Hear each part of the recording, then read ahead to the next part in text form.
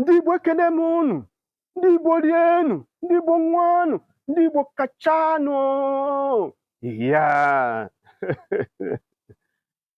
a sị ka m weregodi ohere wee kene Davido na Chioma na njikọ aka ọkwa alụmdi na nwunye n'usoro ọdịnala Igbo.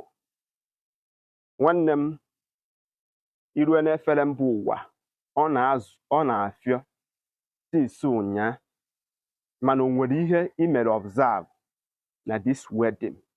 Nya ka nsị ka njụa dịka onye Igbo.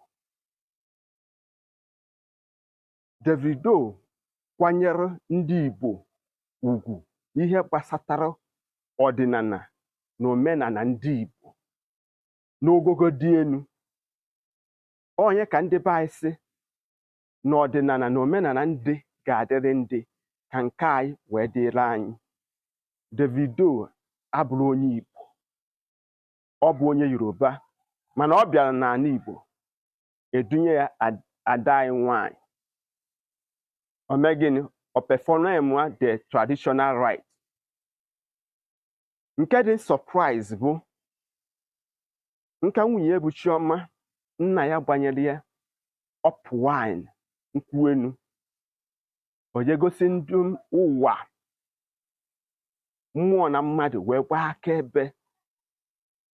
Davido nara ya up wine nkwụ enu, nwụchachakwa ya, o nweghị ofuke tụpọrọ n'ala, iji wee gosi ịfụnanya o nwere n'ebe Chioma na ezinụlọ ya nọ, na o nwere afọ ojuju na ezinụlọ ya nabatara ya nwa.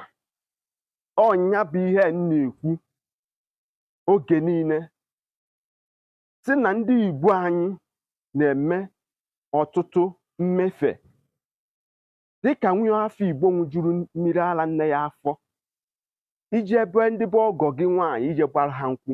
Ọ bụrụ na nwunye gị enunye ya nkwụ enu ka o je gosi mba ụwa, ka mmụọ na mmadụ wee gbaa akaebe on front of ndị niile bịara ya bụ occasion, iwere nkwụ enu hụ mmanya ihe agbanyeghị mkpafue n'ala.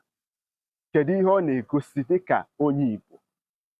N'aka nke abụọ, maka ndị obunna ha ụzọ mụta diọkpara, ndị ọnọ nso eru aka, ndị ga-abụ ha bịa n'ihe gbasatara ọdịnala, ndị ha na-etiri ha ọda nọ mmanya dị otu a ka ha ji eji wee mee nke ha, na mmanya nkwụ enu eji wee mara ndị Igbo megidere okwukwe ha. Ụnụ ma ndị na-ekwu.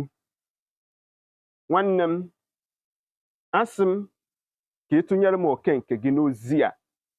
Ịgwa gị eziokwu, o gosiri anyị na onye ọbụla bụ onye Igbo amaghị akpụ ụzụ na egbe anya n'ọdụ. Just learn ihe Davido kọwara ndị Igbo. Ekwere na-eme otu a n'ala Igbo, ọ ga-agazi. Ndewo na ị ga-atụsara m ozi a. Aka m bụ nwanne gị bụ Maazị UC. Asị m ka emesịanụ.